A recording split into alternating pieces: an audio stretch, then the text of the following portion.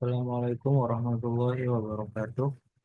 Perkenalkan, nama saya Sofyan Aji Pangestu, mahasiswa Unhas Prodi Pendidikan Agama Islam dengan nomor induk mahasiswa 222 10101023. Di sini saya membuat video untuk memenuhi tugas mata kuliah manajemen pendidikan. Di sini saya akan menjelaskan tentang paradigma manajemen pendidikan. Yang pertama, manajemen pendidikan.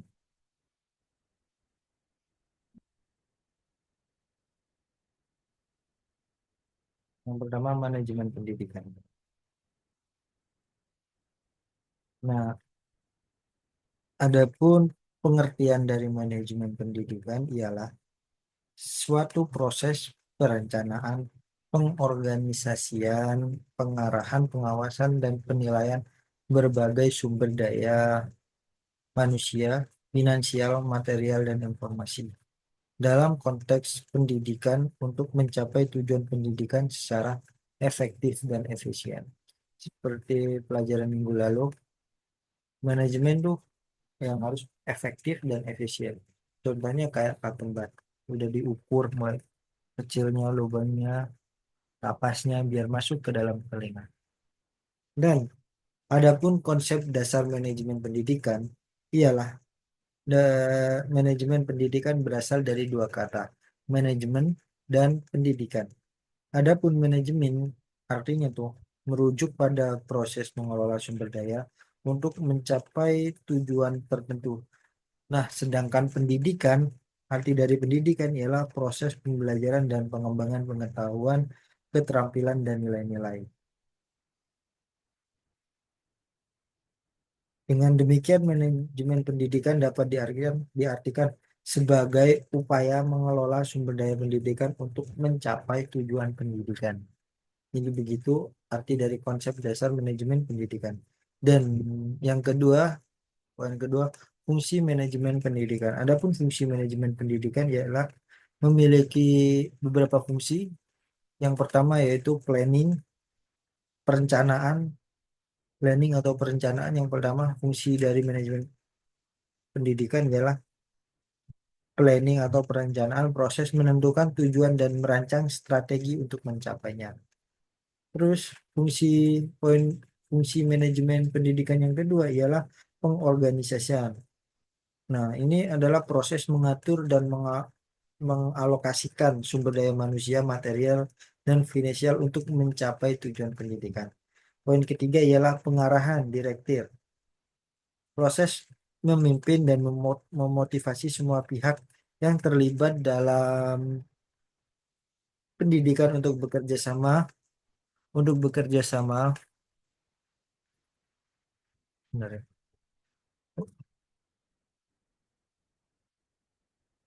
bekerja sama mencapai tujuan.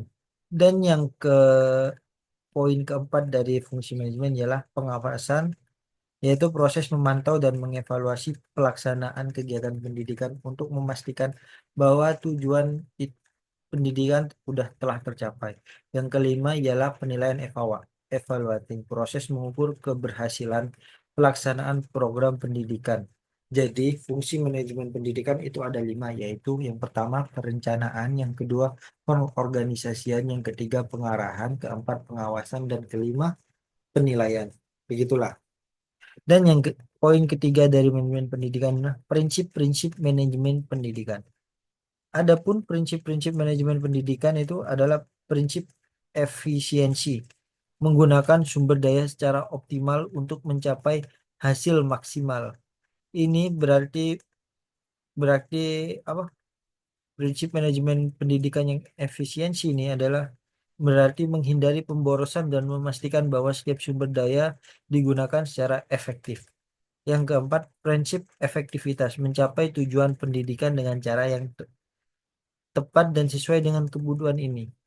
Yang ketiga, prinsip keterbukaan. Yang keempat, prinsip akuntabilitas, yaitu pertanggung jawab atas semua tindakan. Yang kelima ialah prinsip partisipasi, melibatkan semua pihak yang terkait dalam proses pengelolaan pendidikan, termasuk guru, itu, siswa, orang tua, dan masyarakat, orang-orang sekitar. Partisipasi aktif dari semua pihak dapat meningkatkan kualitas pendidikan.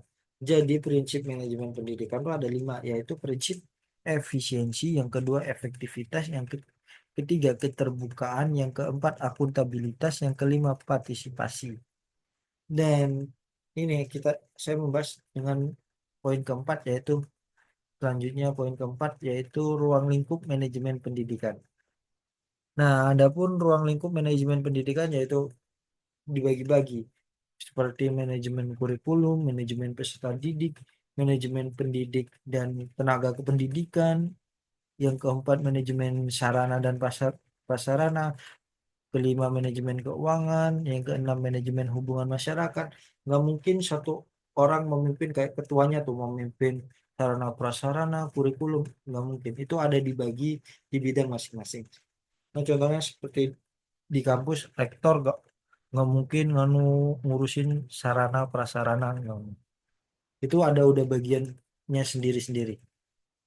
Dan yang poin kelima dari manajemen pendidikan ini selanjutnya saya membahas tentang tujuan manajemen pendidikan.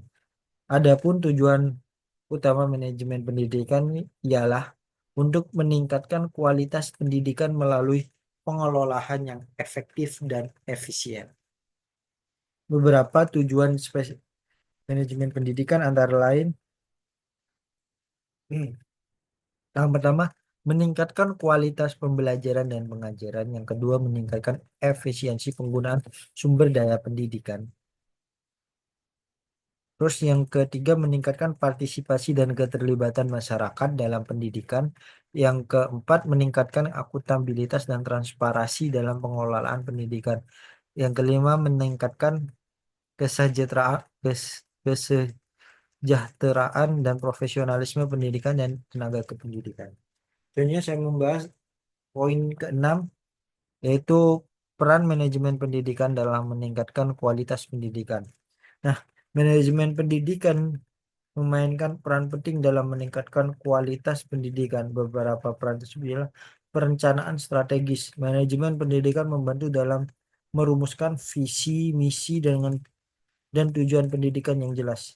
Yang kedua, pengelolaan sumber daya. Manajemen pendidikan memastikan bahwa sumber daya pendidikan digunakan secara optimal.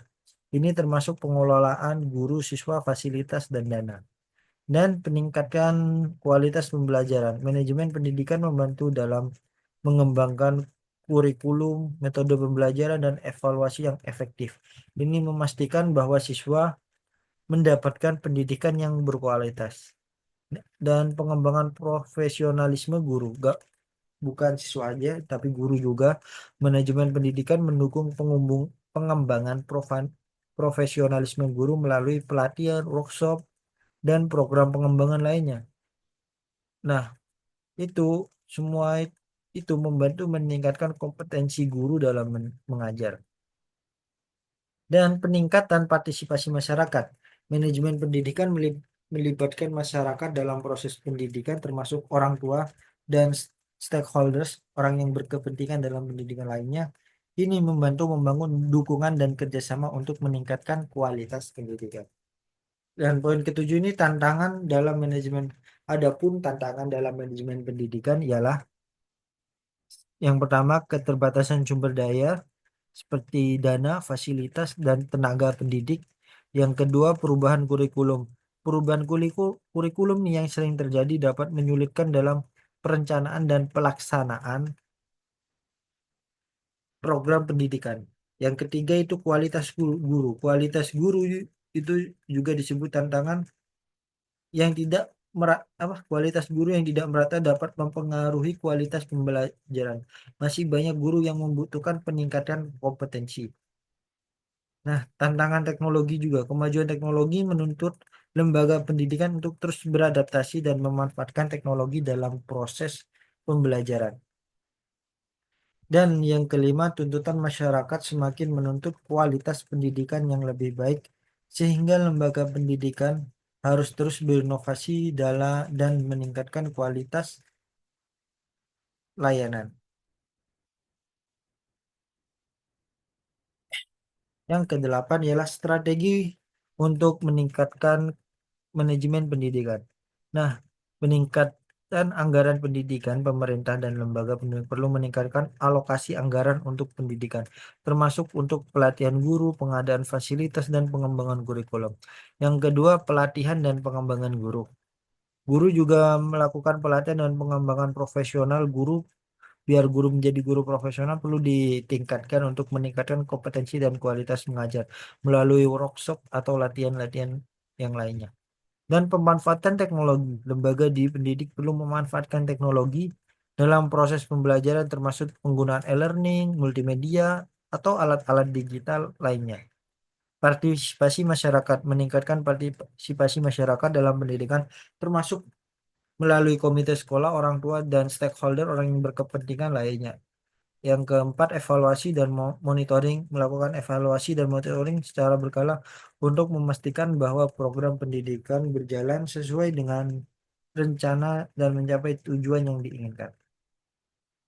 Nah, selanjutnya saya akan menjelaskan tentang latar belakang manajemen pendidikan. Yang pertama di sini adalah perkembangan historis, sejarah manajemen pendidikan. Nah, secara historis manajemen pendidikan berkembang seiring dengan perkembangan sistem pendidikan itu sendiri. Pada awalnya pendidikan tuh lebih bersifat informal dan tradisional, di mana proses pembelajaran terjadi secara alami dalam keluarga dan masyarakat. Pendidikan pada masa ini lebih mengandalkan transmisi pengetahuan dari generasi ke generasi melalui cerita, pengalaman, atau praktek langsung. Namun seiring dengan perkembangan zaman, pendidikan menjadi lebih formal dan terstruktur. Munculnya lembaga-lembaga pendidikan formal seperti sekolah, SD, SMA, universitas menuntut adanya sistem pengelolaan yang lebih baik. Pada abad ke-19 dan ke-20 dengan munculnya revolusi industri dan perkembangan ilmu pengetahuan, pendidikan semakin dianggap kunci untuk meningkatkan kualitas hidup dan kemajuan sosial. Dan adapun latar belakang sosial manajemen pendidikan, dari perspektif sosial manajemen pendidikan muncul sebagai respons terhadap kebutuhan untuk mengurangi kepanjangan sosial dan meningkatkan mobilitas sosial.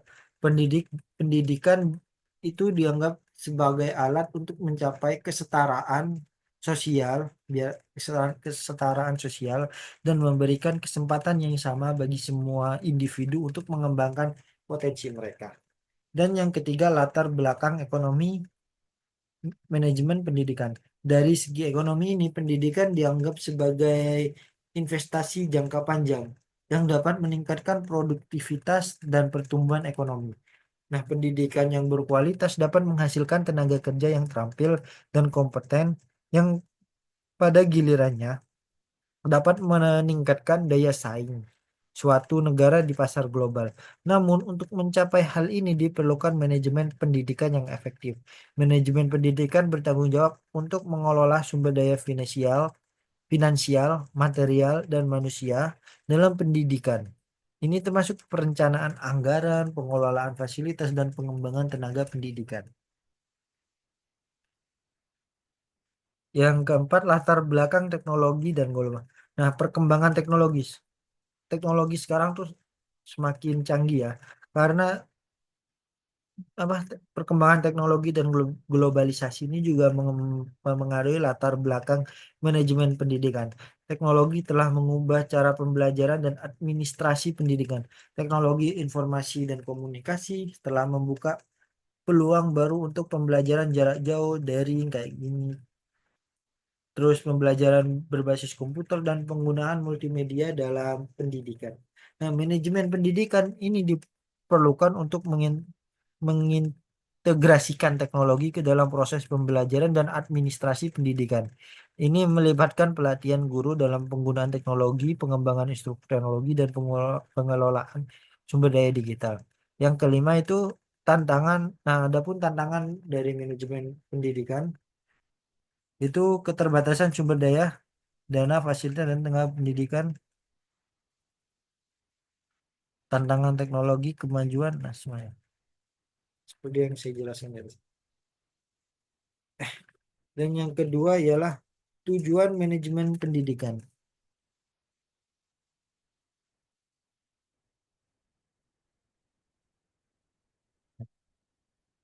Tujuan manajemen pendidikan ialah meningkatkan tujuan memiliki apa ya? Manajemen pendidikan memiliki peran sentral dalam meningkatkan kualitas pendidikan melalui pengolahan sumber daya yang efektif dan efisien. Dan ada pun tuh yang pertama itu meningkatkan kualitas pembelajaran. Salah satu tujuan utama manajemen pendidikan adalah meningkatkan kualitas pembelajaran. Kualitas pembelajaran dipengaruhi oleh berbagai faktor termasuk kurikulum, metode pengajaran, kompetensi guru, dan fasilitas pendidikan. Manajemen pendidikan ini bertanggung jawab untuk memastikan bahwa semua faktor ini dikelola dengan baik. Adapun meningkatkan kualitas pembelajaran itu seperti pengembangan kurikulum, peningkatan metode pengajaran, peningkatan kompetensi guru, penyediaan fasilitas pendidikan. Nah, itu. Dan yang kedua, meningkatkan efisiensi penggunaan sumber daya. Adapun penggunaan sumber daya itu seperti pengelolaan sumber daya manusia, manajemen, terus pengelolaan anggaran pendidikan, dan pengelolaan fasilitas dan peralatan. Yang ketiga ini meningkatkan partisipasi dan keterlibatan masyarakat. Adapun partisipasi seperti orang tua, masyarakat, dan masyarakat. Dan yang keempat meningkatkan akuntabilitas dan transparansi. Adapun seperti pelap akuntabilitas itu kayak pelaporan hasil pendidikan. Nah, manajemen pendidikan bertujuan untuk memastikan bahwa hasil pendidik seperti nilai siswa dan tingkat guru dilaporkan secara transparan. Dan adapun pengawasan penggunaan sumber daya. Penggunaan daya itu dijelasin semua pengeluaran berapa, pemasukan berapa. Dan adapun yang kelima meningkatkan kesejahteraan dan profesionalisme. Nah, manajemen pendidikan bertujuan untuk pendidikan guru apa? Kesejahteraan dan profesional ini ialah peningkatan kesejahteraan guru bertujuan untuk meningkatkan termasuk melalui peningkatan gaji. Dan adapun pengembangan profesionalisme guru, yaitu melalui pelatihan dan pengembangan karir. Adapun yang keenam menghadapi tantangan globalisasi dan teknologi. Yang pertama, integrasi teknologi dalam pembelajaran seperti penggunaan e-learning dan multimedia. Ada dan pengembangan kurikulum yang relevan. Yang ketujuh mendukung pembangunan nasional, yaitu peningkatan kualitas SDM dan dukungan terhadap kebijakan pendidikan nasional. Terus yang kedelapan menciptakan lingkungan pendidikan yang inklusif. Nah, di sini pendidikan yang berkualitas, pendidikan inklusif yaitu manajemen pendidik memastikan bahwa pendidikan inklusif ini diimplementasikan dengan baik termasuk penyediaan fasilitas dan dukungan bagi siswa berkebutuhan khusus dan pengurangan kesenjangan pendidikan. Nah, manajemen pendidikan bertujuan untuk mengurangi kesenjangan pendidikan termasuk melalui program beasiswa dan bantuan pendidikan. Ini terus yang kesembilan meningkatkan kualitas layanan pendidikan seperti layanan administrasi yang efisien dan layanan pembelajaran yang berkualitas. Yang ke-10 meningkatkan keterampilan abad ke-10, yaitu pengembangan kurikulum yang berfokus pada keterampilan abad ke-10 dan pelatihan guru dalam mengajar keterampilan di abad ke-21. Abad ke-21 ini mulai tahun 2001 sampai 2100. Oke. Selanjutnya urgensi manajemen pendidikan. Nah, yang pertama urgensi manajemen pendidikan ialah meningkatkan kualitas pendidikan, mengoptimal mengoptimalkan sumber daya. Di sini ada meningkatkan efisiensi dan efektivitas, mengatasi tantangan pendidikan, meningkatkan kepuasan stakeholder. Stakeholder nih ialah orang yang berkepentingan dalam berpendidikan, orang yang penting dalam dan yang keenam, mendorong inovasi dan kreativitas. Ketujuh, meningkatkan akuntabilitas dan transparansi. Kedelapan, mempersiapkan siswa untuk masa depannya. Dan yang kesembilan, mengurangi kesenjangan pendidikan. Yang kesepuluh, meningkatkan kualitas guru dan tenaga kependidikan. Kesebelas, mengintegrasikan teknologi dalam pendidikan. Dan yang kedua belas, ialah meningkatkan partisipasi masyarakat. Ketiga, 13, mengelola perubahan dan inovasi.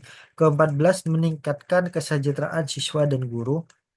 Yang 15, mempromosikan pendidikan inklusif, meningkatkan keterlibatan orang tua, mengembangkan kepemimpinan pendidikan, meningkatkan kualitas lingkungan belajar, mengelola konflik dan masalah, meningkatkan daya saing global, mengintegritas pendidikan karakter, meningkatkan keterampilan abad ke-21, yang kedua dan mengelola keuangan pendidikan, meningkatkan kualitas kurikulum, mengembangkan budaya sekolah yang positif, meningkatkan keterlibatan siswa, mengelola risiko dan ketidakpastian, meningkatkan kolaborasi antar sekolah, mengembangkan program pengembangan profesional.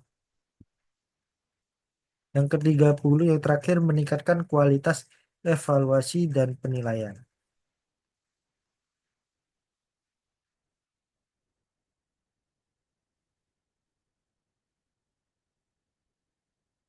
Adapun unsur utama dalam manajemen pendidikan ialah perencanaan, planning, kedua pengorganisasian. Adapun perencanaan di sini ialah langkah awal dalam pendidikan yang melibatkan proses penentuan tujuan dan langkah-langkah yang dilakukan untuk mencapai tujuan tersebut. Yang kedua, pengorganisasian organis adalah proses mengatur dan mengalokasikan sumber daya yang tersedia untuk mencapai tujuan pendidikan. Yang ketiga ialah pengarahan, directing. Ialah pengarahan adalah proses memimpin, memotivasi, dan mengarahkan anggota lembaga pendidikan untuk mencapai tujuan yang telah ditetapkan. Unsur ini melibatkan kepemimpinan komunikasi. Keempat, pengawasan, controlling. Ialah proses memantau dan mengevaluasi pelaksanaan kegiatan pendidikan untuk memastikan bahwa semua kegiatan berjalan sesuai dengan rencana tujuan yang ditetapkan. Yang kelima, evaluasi. Evaluasi adalah proses sistematis untuk menilai efektivitas dan efisien program pendidikan. Yang keenam, sumber daya manusia, human resource. Sumber daya manusia adalah salah satu unsur paling penting dalam manajemen pendidikan. Yang ketujuh, sumber daya material, yang meliputi semua fasilitas dan peralatan yang diperlukan untuk mendukung kegiatan pendidikan. Dan yang kedelapan, sumber daya finansial. Sumber daya finansial adalah dana yang diperlukan untuk mendukung kegiatan pendidikan. Unsur ini melibatkan penganggaran, pengelolaan keuangan, pencarian dana. Dan yang kesembilan adalah kurikulum. Adalah rencana dan pengaturan mengenai tujuan, isi dan bahan pelajaran serta cara yang digunakan sebagai pedoman penyelenggaraan kegiatan pembelajaran. Yang ke-10 adalah hubungan masyarakat. Hubungan masyarakat melibatkan interaksi dan kerjasama antara lembaga pendidikan dengan masyarakat sekitar. Nah, sekian penjelasan dari saya tentang paradigma manajemen pendidikan dan terima kasih. Wassalamualaikum warahmatullahi wabarakatuh.